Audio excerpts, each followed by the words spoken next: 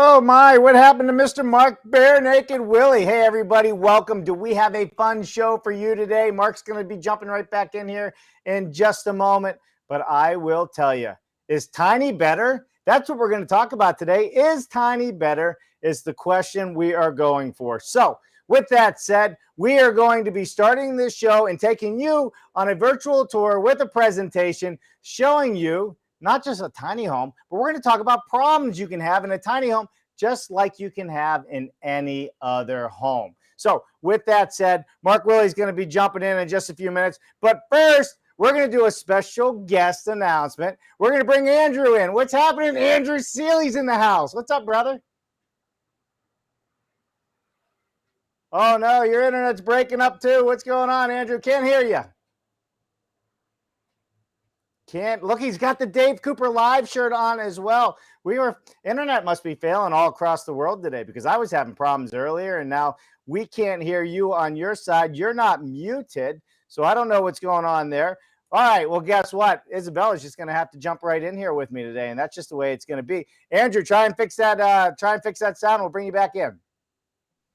All right, Andrew, Isabelle, tell me your audio is working. I think my audio is working. Can you hear me? I can hear you loud and clear. Well, okay. Listen, I don't know. Mark got cut out. Andrew got cut out. So it's just going to be one of those, maybe it's the solar rays in the sky, something happening. But Isabelle, thank you so much for joining us today. And thank you so much for bringing your story to the show. A Tiny Good Thing is something that you started. And I love the website because you do consulting. You have a general store that helps people get started on products that they can be using. Everything from mechanical systems to composting toilets to house barriers and house tapes. Yes, I was looking at your channel. So before we get into this, Isabelle, why don't you do us a favor? We want to know everything about you from the moment you were born to this very moment in time. Do not leave out any of the good stuff from the hospital because we will have your mother on the show. And people know when we have your mother on, that means Mark Willie's mom comes on and we get all of the good dirt. Go for it. You have 2 minutes. That sounds fun. I wish my mom could be here. She helped me on my tiny house a little bit. But anyway, I'm from Boulder, Colorado, originally from New York. And I went to college in Bellingham, Washington. And I went to school and studied permaculture, so sustainable living and agriculture, and also cultural anthropology. And I thought that I was going to study to be a midwife, and that path shifted. And I moved back home to Colorado and was living in my parents' basement. And I really didn't know what I was doing with my life, but I had been following the tiny house movement for some time. And I had done some natural building in college and in Latin America. And so I shifted and got really inspired by tiny houses. I wanted to build a tiny house that was environmentally conscious, that was, built with natural materials. Obviously, you can't build with cob or straw bale on a tiny house foundation, which is a trailer.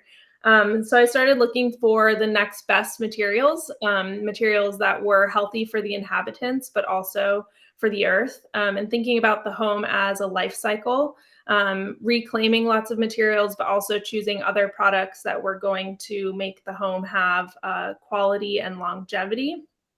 And I came across Passive House. And I connected with a local Passive House consultant in Colorado who really guided me. As he would say, I drank the Kool-Aid, and my tiny house became a progression of my education into building science. And through that experience, through building my tiny house with my father in my parents' backyard, and then I've lived in it for over 5.5 years, I really learned, what to do in the build and what not to do, and the aspects of the building envelope that can fail through full-time use. So tiny houses are so small that they create a lot of moisture inside. And how do we mitigate moisture issues? Yeah, for sure they do. Hey, let's see if we can get Andrew fixed here. Andrew, are you fixed? He's still not fixed. Well, I don't know. What's up with you and Mark? We're going to have to work on the technology. But I have to say, I love the shirt. You could just stand there and be a banner ad for us. He had a hat too, but he left it on some train or plane or subway system in Hawaii, I think. Huh. Well, listen, Andrew, keep working on your settings there. You should be able to go to settings and audio and pick it. It should be coming through, but I don't know, Isabel, you know sign language? I don't know. I wish I did. I bet he knows this one. Bye. All right, let's hop back in. It looks like it's just you and I, Isabel. So, Isabel, a tiny good thing is not the only thing you do. You have a full-time job as well as a solar expert, right? Why don't you tell us a little bit about that? Well, I actually just started. This is my second week, so I wouldn't say I'm a solar expert yet.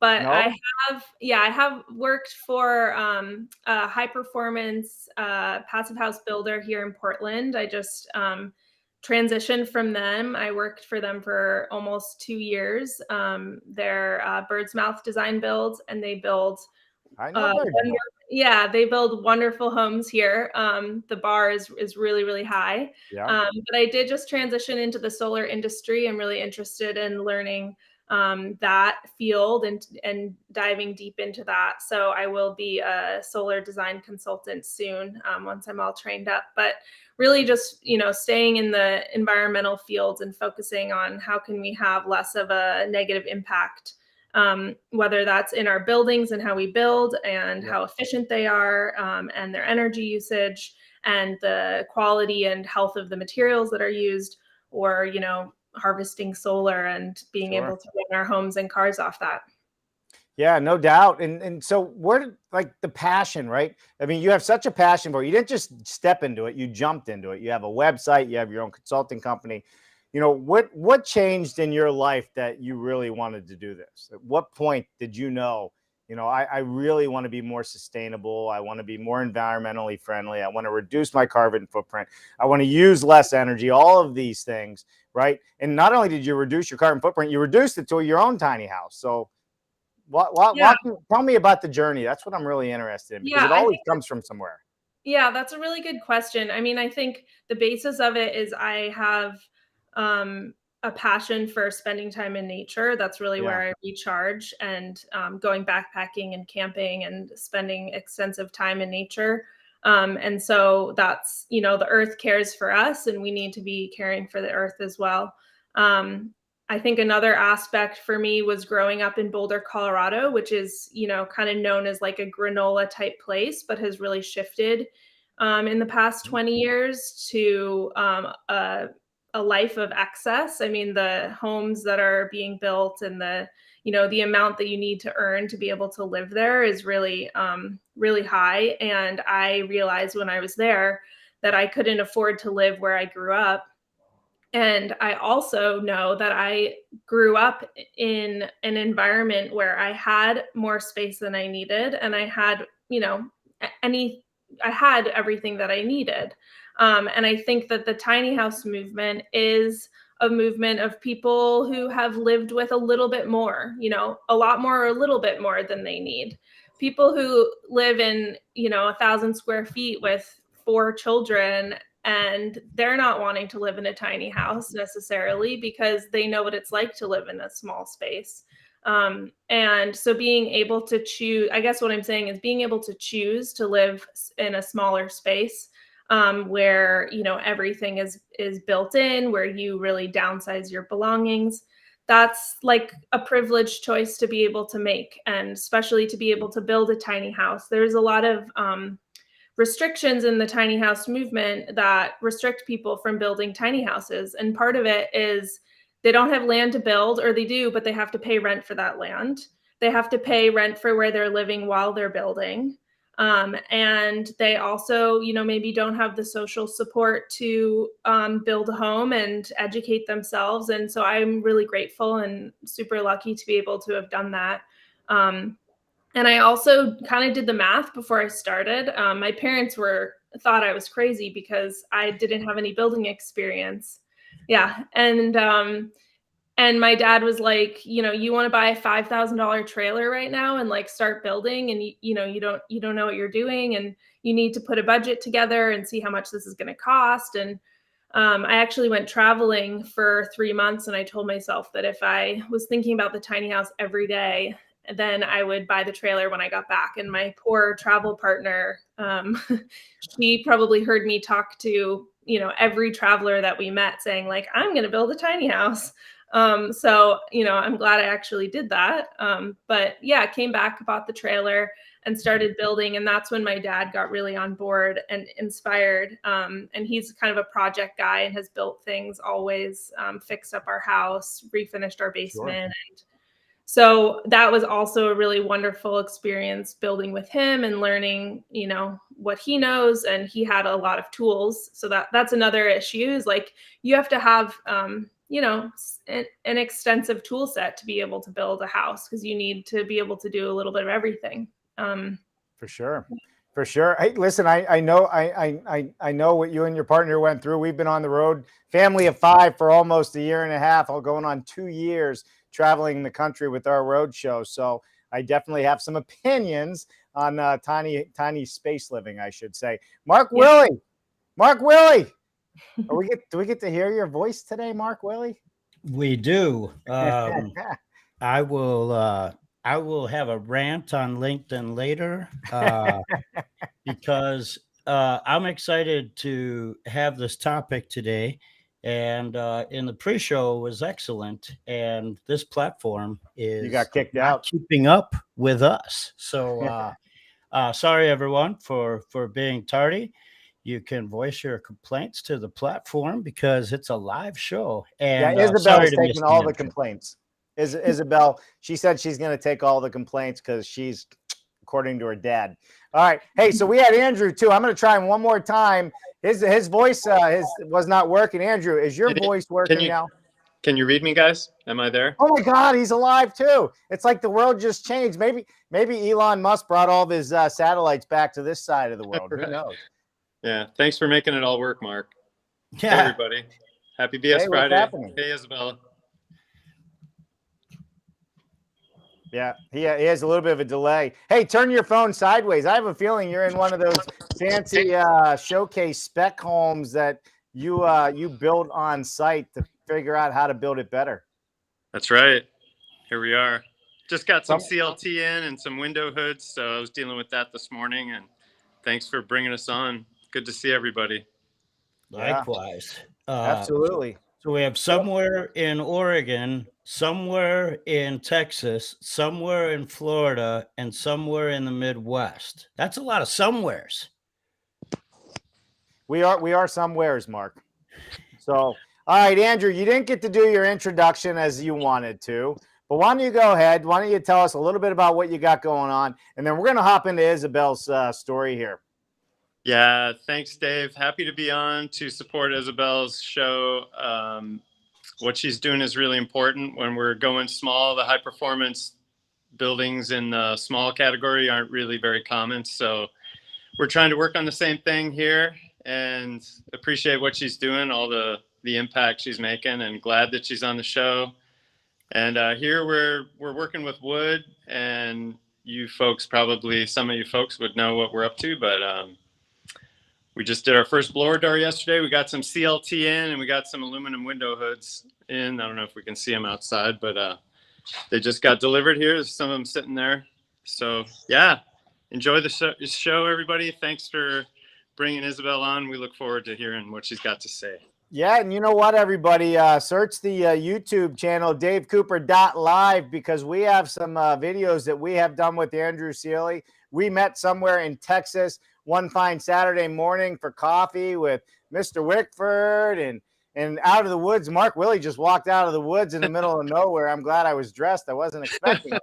And but Andrew, you got a lot of great things going on out there. Thank you for hopping in. And he is in the middle of nowhere, and he runs everything off solar, so you know. That's right. So That's right. There's always a challenge with everything we do in life. All right, Andrew, we love you, man. We'll talk to you soon. Thanks so much. Love you Yes, too. sir. Enjoy the day. See you guys. You too. Bye now. All right, Mark, let's kick this off, man. We got a presentation to do. Isabelle already stole the show. We've already found out she's nuts, according to her dad. She's already traveled the country and has talked to everybody and their mother on the road to try and understand what they like, what they don't like. Are they moving in a tiny home? And then she actually followed through and apparently has done this, or is about to embark on this. So I need to learn more. What's your thoughts?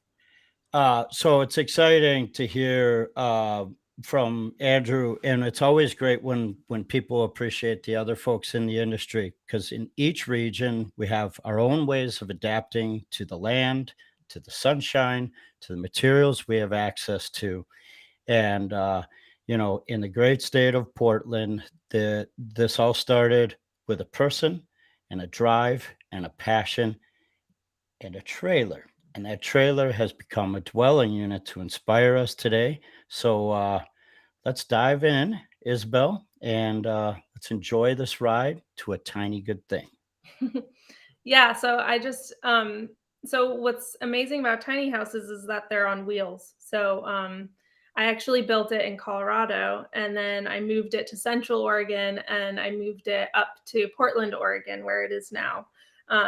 So in the beginning, I didn't know where I wanted to live. I didn't have money saved up to buy property or buy land, but I was able to take out a personal loan to start the build and pay for the rest. And I did calculations and figured out, how much I could save with paying for a tiny house spot versus paying for, rent at market value wherever I was, and how long it would take to have return on that investment. And moving out to Central Oregon, I decided to go out there without knowing a single person. I wanted to be back in the Pacific Northwest, and in the sunshine, not in the rain like Portland. But I unfortunately had a challenging time down there because I realized I didn't have the social support and the connections that are really important in the community. And 3 weeks after I moved, I was actually reported to the zoning department in my tiny house. And I had to find another place to live and someone to help me move the house. That's a big question for a lot of people at the tiny house shows I go to, like, should I buy a truck? Who moves your house? And I strongly believe in hiring someone who's a professional, someone who has the experience to tow something that large and something that tall. Makes a big difference, and also has insurance to cover your home while it's on the road. And so so then I moved to a farm in Bend, and then I ended up coming up to Portland because I really wanted more community and wanted to connect with people up here. And that it's just been like a roller coaster ever since I started the tiny house. And I put together a tiny good thing so that I would offer consulting, and then also a collection of materials to put together in a building kit that ships anywhere in the country. I wanted the research to be done and the sourcing to be done. And I wanted the kit to just jumpstart people's builds. So I work with professional builders, but I mostly work with DIY builders who are really doing the research into the building science of tiny homes, and also, just extensive research on how they want their home to be. And they have to learn everything, how to build it themselves. And so that kind of goes hand in hand. Are you showing parts of my website? I did. You're talking about it, and I think people should see it. Why not put it up if you're gonna, Thank you. Yeah. So it is a general store. And then I also offer hourly consulting to help guide people through their builds from the initial research stage through to completion. The materials that I put together for the kit are primarily exterior weather barrier, interior air barrier. In a tiny home, air tightness is super key, and it's really hard to reach that air tightness level that you want in a tiny home, but we try to get as close as possible. So also having the tapes for all of the seams and the wraps, as well as installing windows.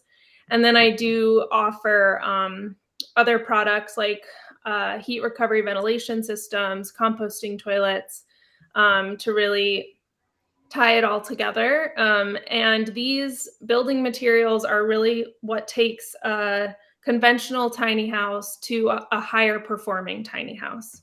We can't really reach like passive house levels because the wall systems are narrow, and it's built on a steel trailer, and we're dealing with width and height restrictions. But we're trying to get as close as possible. And we are really assessing right now through my consulting, I'm guiding people through building the subfloor differently. So I have a couple clients in Australia. Their trailers are quite different. There's tiny house trailer builders in the US who are specifically building trailers for a tiny house foundation. And each of them are a little bit different. So assessing the design of those trailers and then how to mitigate thermal bridging through the trailer and the steel and into the home. That is like the main issue of tiny houses right now. How they've been built since the beginning is just not breaking that thermal bridge. And so then any tiny house that's in a colder climate is going to end up having condensation basically on their floor or where their wall meets the floor. And that is often hidden. Tiny houses have lots of built-ins, lots of cabinetry that mostly covers where the walls meet the floor. And so those areas also aren't getting airflow. And people are noticing that moisture and mold are growing in those areas too late. The other reason why tiny houses deal with high levels of moisture is just because it's such a small space, and your bathing and your cooking and your breathing produces a huge amount of moisture. And many tiny houses aren't installing heat recovery ventilation systems. So they're not having fresh air ventilation coming in and out of the space. Now in the West, we're really dealing with fire seasons. So we need these ventilation systems in the summer too that are going to be filtering out the smoke. And you have your AC on or you have your windows closed. Mechanical ventilation or manual ventilation isn't really an option anymore. Right. And then another aspect is one person in an average size tiny house, like a 20-foot tiny house, will use up that air in about 8 hours. So if you think about a couple living in a tiny house, sleeping in there, they're going to use that air up in about 4 hours. And then they're going to start recycling each other's exhale, which is not only unhealthy, but it creates a huge amount of moisture and affects the indoor air quality. So when you go to sleep at night, if there's two people in there, you might end up sleeping for a lot longer than you think because you're not getting enough oxygen. Yeah, a lot of this to me is just like common sense. But I also have certain experiences, personal experiences that, have shown me this already in my life. So when I was a senior, we had like a senior camp out at the end of high school, and 4 of us slept in my Jeep. And we forgot to crack the windows. And I woke up like, like gasping for air. I didn't realize why. And then someone opened the door to like go out and pee or something. And we all could breathe again. And so just having like a personal experience like that. And then, of course, all of the condensation. Yeah. And so these issues are also important for people who are building out vans and buses and doing RV conversions and other styles of alternative living. Yeah, very much so. I mean, that's such a simple way to explain it, right? Load your entire family into the car, close all the windows, shut it off, take about a 5-hour nap, and then wake up, and hopefully you wake up. But make sure the car's not running. That would be cheating. We don't want to cheat. Right. And keep your pets outside so they can enjoy that fresh air while you're experimenting with bad health. That's right. I want to say something that you said right at the beginning that I've forgotten. And that's that you built the house, the home, right? We don't even have to call it tiny, but you built the space in Colorado, right? And then drove it to Portland. Not many people besides the Coopers drive their homes, right? And I didn't drive it. Well, but I got a transporter. But yes, the house moved. What's interesting is that like my dog, she doesn't really have to adjust to a new home because the home has moved and she's at ease in the house. Yeah. There's a t-shirt right there. So if Jennifer's in the background, my pets are happy because my home travels with us, right? Mm-hmm. Like, I mean, someone could say it better than that, but you get the gist. Yeah. Absolutely. So let's just take because we're going to jump into the presentation. Greg Ugaldi was asking Isabelle, is your tiny house on sewer and water? well or septic? And did the town give you permits to build out everything? So this is a little bit of a can of worms. That's a really great question. Super important. Many people who are living in tiny houses full time are living illegally. So they're on farms or they're in people's backyards, and the county, the zoning commission doesn't actually really know that they're there. But there are more and more areas that are legalizing tiny houses on wheels as kind of like accessory dwelling units in backyards. Right. So I was reported to the zoning department in Bend because they don't allow tiny houses legally yet. I was also reported to the zoning department in Boulder, Colorado, while I was building and living in it. And I invited them over to come see the house, and I cleared everything out and I disconnected everything. And it was 20 degrees inside the house. So they were sure that I wasn't living there. And then they were just excited to see the house. But that experience, you know, kind of weighed heavy on me, not feeling like super grounded and comfortable where I was living, which was another drive for me to move to Portland. Portland, Oregon had a set of rules and regulations that tiny houses on wheels and RVs had to follow. And then last August, they actually legalized tiny houses on wheels. So they can be on a property. There's different stipulations. Like, for example, it can't be in front of the front wall of the house. So it needs to be like on the side behind the front wall or in the backyard. It needs to be on a pad, either gravel or cement. It needs to be hooked up to the sewer and it needs to have a water hookup and an electrical hookup at the site. So those are the rules that Portland has put in place to allow tiny homes. And in my neighborhood, which is an old like farming area, still in the inner area, but there are multiple like so many tiny houses. I see them all the time because the plots are a little bit larger. And so, you know, even if you have a composting toilet, your gray water system needs to be hooked up to sewer. Got it. I have a good question from Scott Farbman, then we'll get into the presentation. I know I said that last time, but this is a good question. Have you noticed that the home's performing differently between Colorado and Portland, Oregon? Yeah, that's a great question. So I've definitely noticed my humidity levels are higher in Portland. And there's also differences with like the composting toilet that you have to take into consideration just because the air is more moist. But also I really had severe issues in Central Oregon, even more than Colorado, because Central Oregon to me seemed like it had more temperature fluctuations, or maybe it was just the winter that I was there. But more extreme drops at night and warmer temperatures during the day. And I was living partially off grid. And so I actually was using a propane heater. And that put off an immense amount of moisture. And I had like some of the worst issues in my tiny house that I've ever had. And Portland is a more mild climate. So I don't have those experiences because I don't have the thermal bridging issues through the trailer. Because it's just not as big of a difference in temperature inside and outside the home. So yeah, I definitely notice a difference, and tiny homes need to accommodate the fact that they're going to move and they're going to be built in one area and they're going to move and experience different climates. And a tiny house that's built in Florida for that climate is not going to function in Colorado. And you know, who knows if someone buys a tiny house and then they sell it, you know, the education is just not really out there. And so that's a main passion of mine, is to help educate people to realize that, you know, these building methods, and I'm preaching to the choir, but these building methods need to be focused on the climate that they're in. And when you're building on a trailer and it's going to move, you kind of need to find somewhere in between. If you're in a colder climate, you need to have maybe a larger heat source.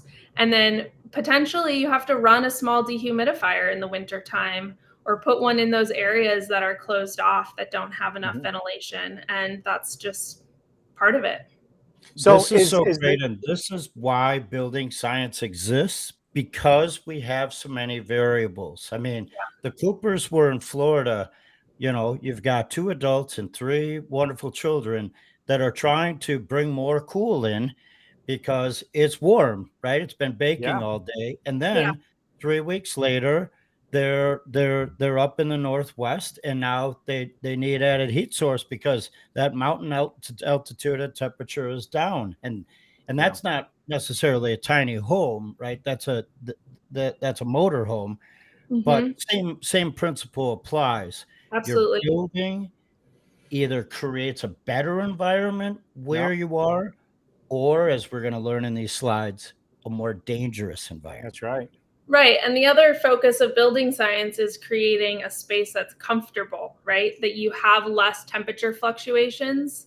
So by building how tiny houses have been built conventionally, you're actually creating a space that's more uncomfortable. Not only is the indoor air quality unhealthy, but the temperature fluctuations make for an uncomfortable living situation. And then you have the condensation and the molds that potentially can happen as well. Oh, there's the word, Dave. You were waiting for it. Black We made it mold. I pretty- know it. I mean, we got some big shows coming up. I mean, we can't talk about it just yet, but we got some big shows coming up all about black mold. It's going to be fun, but not as big as this one right now. So, Isabelle, why don't we hop into your presentation? We got about 15 minutes left here, and Okay. let's check out your tiny home. I think this is super, super cool. So I put together a few slides of my tiny house in the different spots that it's been.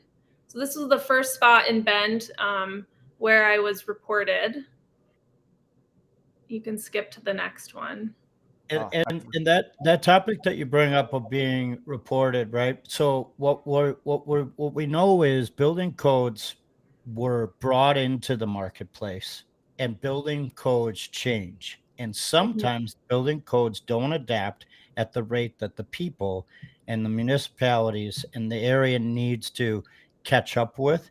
So examples like this, education and influence like this, allow for those codes to be adapted, because Right.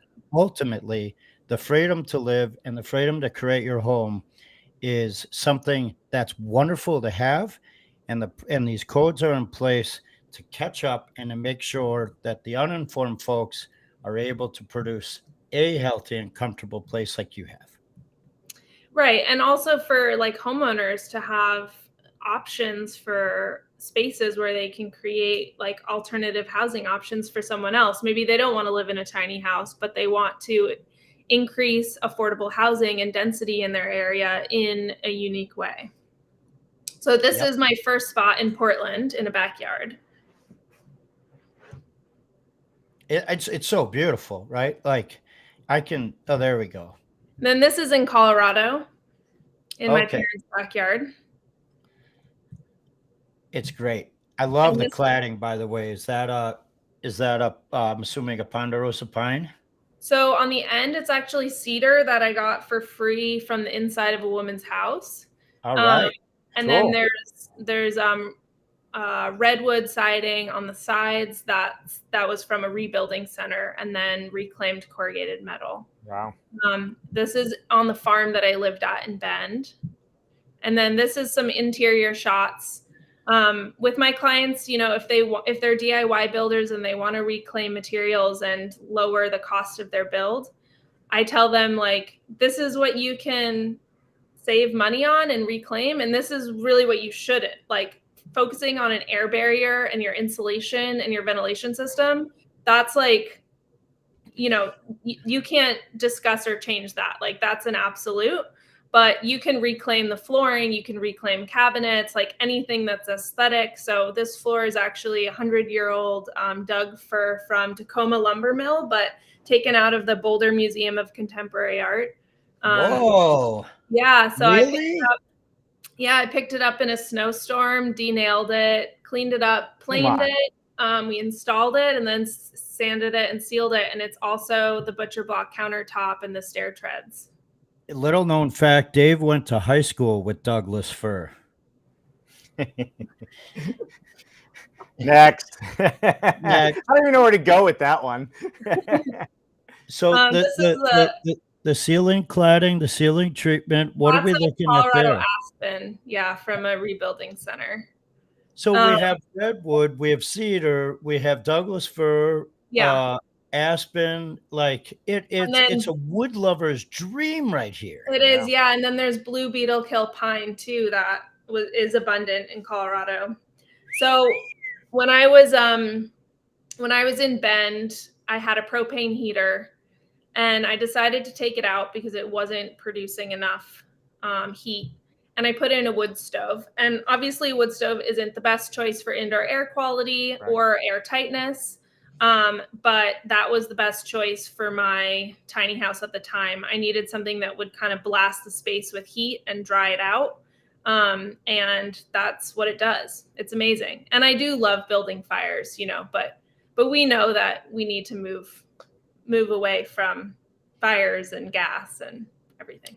Look at the lighting there, right? So you have basically from the exterior what would appear as a transom window, right? And a great shape there. And then you have the awning hopper for cross ventilation. But at that loft level, it's certainly not a transom window. It's a full, wow. So nice. It actually works as an egress as well. So in a tiny house, if you have a loft, you need a proper egress.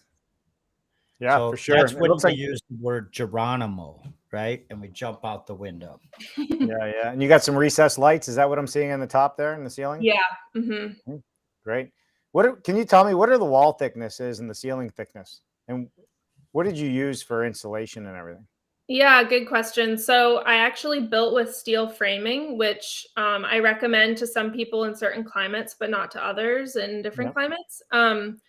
But the reason why I chose it, and it was before my dive into building science, but it was 50% lighter than wood. So I saved about 1,000 pounds of weight, and then 25% stronger than wood. And as a DIY builder, I designed my home, but I didn't really feel comfortable doing the framing myself.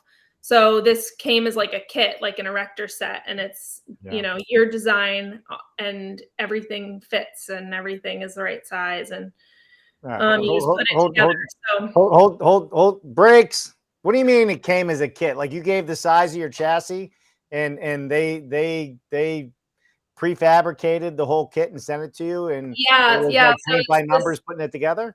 Yeah, so it's this company in Austin, Texas, called Volstruct, and they do steel framing all over the world, I believe. But they also did a little bit of a dive into tiny houses and frames, and so I actually sent them my design on graph paper, and then they put it into their CAD system, and then I say it's like they printed the studs out, and then they sent it. And at the time, the trailer manufacturer was getting into the steel framing, and they put my framing together as a way to train their employees. So it was pretty great. And then I have rock wool insulation, and then I have plywood sheathing, and then I have 1.25 inches of rock wool mineral board, comfort board on the outside because the studs are steel.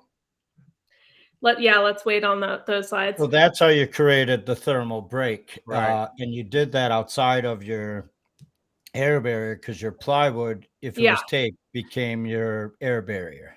Yeah, and I didn't know at the time about an air barrier, so the outside of my house is just like open. It has building wrap, and I have ice and water shield and everything, but nothing's like taped. And the roof is the same. There's the exterior insulation on the roof as well.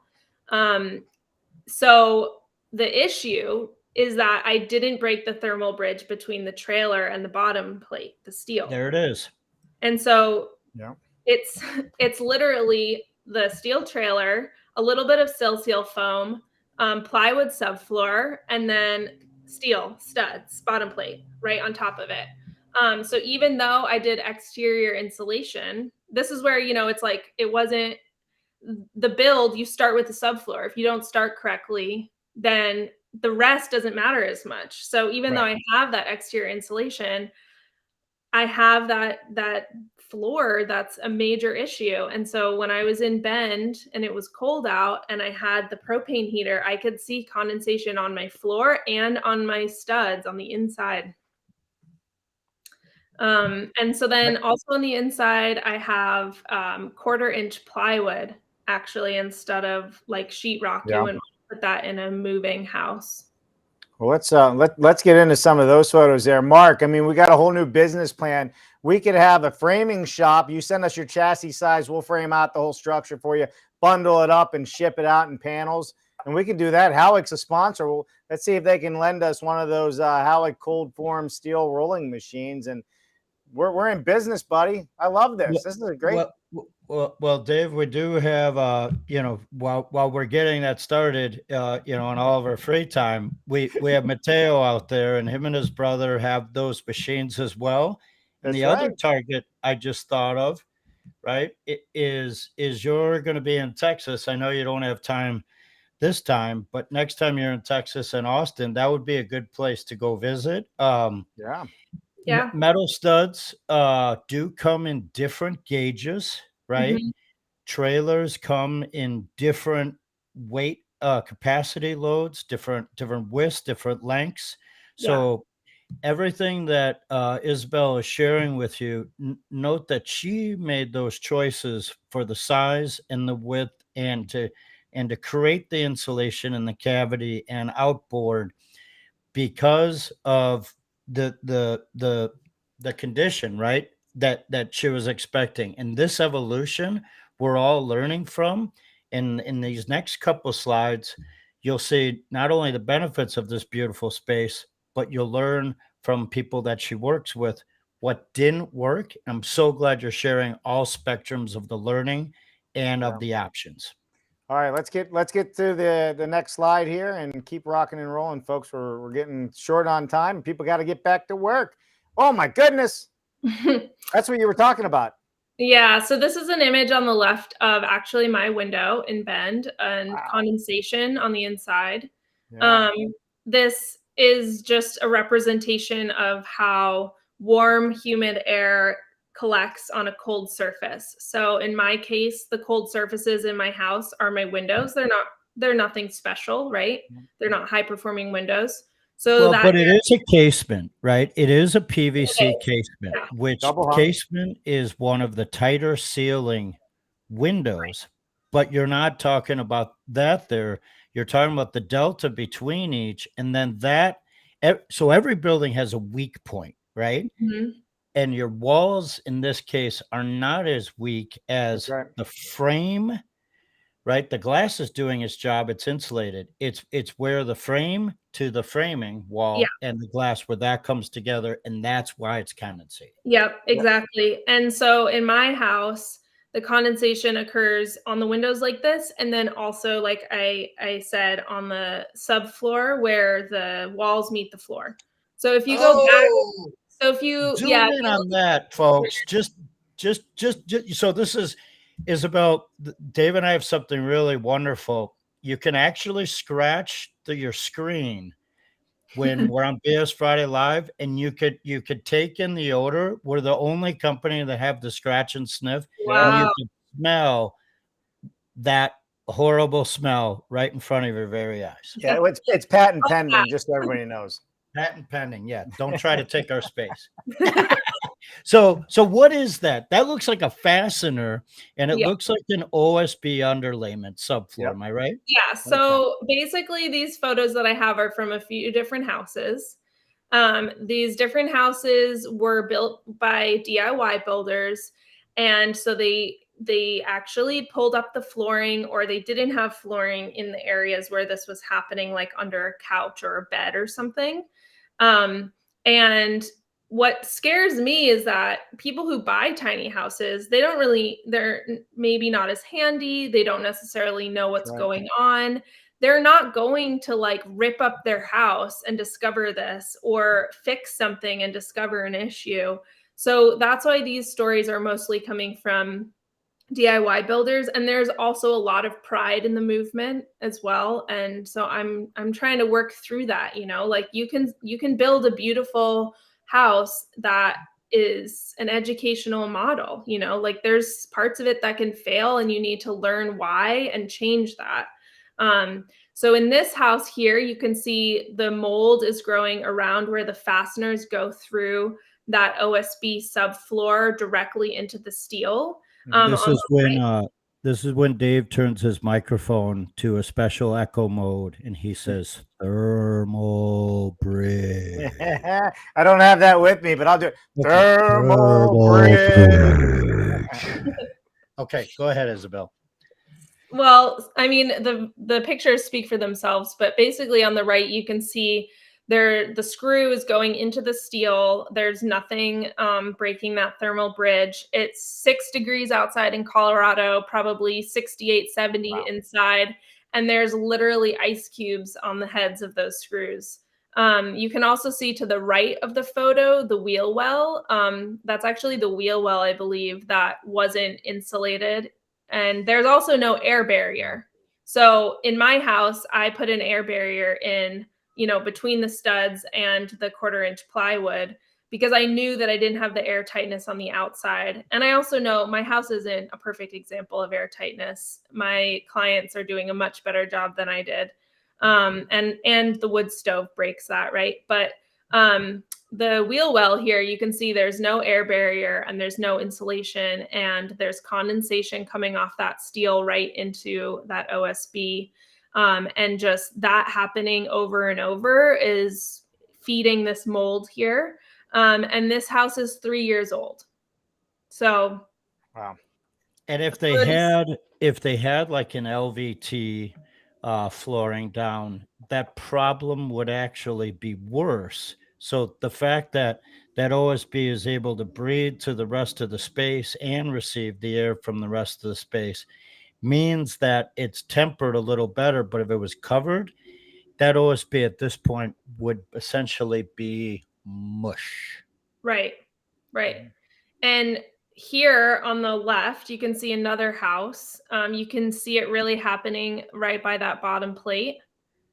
And then this is just crazy to me because you can literally see the condensation on every trailer beam, right? That's going perpendicular and horizontal. And it's so in the upper left-hand corner is what Isabel's pointing to of the first photo, that the bottom plate is under the stud. It's at a great angle to see that. And that is, you don't want that to be black. You want it to be the same beautiful pink, rosy yellow color that is the wood fiber we love. Well, and you don't want it to be wet. Yeah, no. Good point. Mark, you missed that one. or saturated in this place. Saturated. Yeah. Oh, right. Man. And so here you can actually see from the angle the mold growing. Does anyone feel like coughing or sneezing? Or migraine headaches or allergies? Yeah, so that's a big section of the people that I work with are people who already have mold toxicity issues and who have Lyme disease and have other reasons why they can't live in a house that's unhealthy. And so they're looking to build a tiny house because it's in their budget. It's a small construction and they can build it exactly how they need. And so I recommend to those clients, don't buy a conventionally built tiny house because you're going to have the same issues in a year or two. And I actually have a couple different clients who are building their bathroom and their kitchen outside of the main living environment to also just reduce the amount of moisture that's in the space. But obviously it's breaking that thermal bridge that makes the largest impact. Sure, we'll put a pin in that bathroom and kitchen in another space because we can get into that big time. I'm so happy about this photo right here. It looks like a really good garden. It looks like in the corner maybe we have some bees enjoying, right? What are we seeing here? So this is currently where my house is. And a lot has shifted for me in the last 1.5 to 2 years. The rest of us have had an interesting 2 years too. Yeah. It's kind of crazy for me, like what has happened during those 2 years. And I think it's partially because of the pandemic and just having a lot of time to reflect and make plans for the future. But I ended up buying this property with my childhood best friend of 20 years. She was living in the main house and I was in the tiny house, and we have bees and chickens and a really large garden and kind of like a communal living type situation. But through working from home full time, living in the tiny house, now having a partner, and I have a German Shepherd, the tiny house was feeling really small. So we actually just moved to a big house, which is what I'm in. That's 2 blocks away. And my best friend and I bought this property as well. And my partner lives here, and we put in a spot for another tiny house. And this woman from Southern Oregon, she's 66. She just moved in with her tiny house that she built with her partner. And so now we have a little bit more of like, multi-generation living. We're very close to the people who live on the other property. We are all cultivating this garden together. And I never could have done any of that without the savings, I guess, that I was able to make happen from living in the tiny house. That's a key choice that people make to live tiny, is to not have as many economic burdens, to not have as many bills and mortgages. And now I have 2 mortgages, but I've taken it in a bit of a different direction as an investment opportunity. And now I've rented my tiny house out to a friend of mine. And so I'm able to get a little bit of income from that to offset my mortgage here in this house, and also, offer him a space that's, like a beautiful, unique, intentional space for him to live in. And I think that's really where I'm headed in the future, is, building healthy tiny houses, but also offering alternative living situations. Alternative living. Love that. So it's a shared dwelling that you're in now. And there's the tiny house back there. And then the community comes together, different age groups, right? This is what we love. And they make it all happen. That's when you take these examples, and this is how we learn, right? We see what someone is doing, and we see how it can apply to us and the folks that we know and love, and we transfer that knowledge over. Yeah. And really, this is what I was able to do because Portland allows tiny houses. Right. And all the neighbors are excited when the tiny house moved in a month ago. They're stopping by, they want to see it, they're supportive, they're not reporting it to the zoning department. So let's get a couple questions in here. So from Mateo, he asked, do you recommend wood frame or steel frame for tiny homes now? I recommend wood frame because I think that wood is a natural resource. It also helps to absorb moisture and then slowly expel that moisture throughout the seasons. Nature builds the best products. I also sell Havelock sheep's wool for that reason.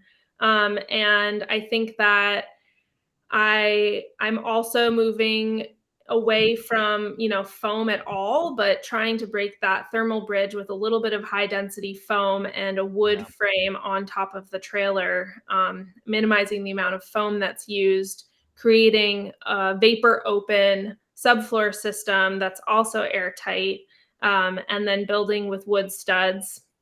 So I'd say wood. I'm gonna add to it and say, just like the dwelling unit is set up for the regions it's going in, like if you are building for Florida and it's not going in another climate zone, you can tailor to that approach. And different areas of the country have access to different materials. So typically insulation has a regional area that insulation is available. And obviously the Pacific Northwest and up by Maine, they have an abundance of wood fiber. You'll find that in parts of Colorado and North Carolina as well. So there's access to material that's there. And like Janice said, plywood or OSB, there's not a lot of areas that have abundance of plywood. That's why OSB was brought to the marketplace. And typically you're going to see more and more over the years, plywood will be used for the marine and the furniture applications and less for a construction material, because we don't have that production going on anymore because of volume. But we got hemp coming. We got hemp products getting ready to rock and roll. Plywood, though, over OSB, mostly for VOC reasons. So, well, there you go. Volatile organic compounds. No added urea formaldehydes. Like, these are important words. This is why Isabelle exists.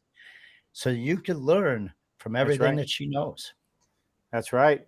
Well, Isabelle, thank you so much for joining us and sharing all your knowledge. Everybody out there, A Tiny Good Thing. Go check out our website. We showed it earlier in the show, so if you joined us late, you can go there, check it out. And if you're planning on building a tiny home, guess who will help you do it? This person right here to my, what's really to, I don't know, my left, I guess. Everything's just next to you, right? A ray of sunshine. Right there, Isabelle. And not only is Isabelle doing that, Isabelle has products that she has put together to make your builds in your life better and healthier and easier when it comes to do this. And she can help you source kits for your project as well. Or maybe she'll just come and do it for you if she gets, I guess, no, no.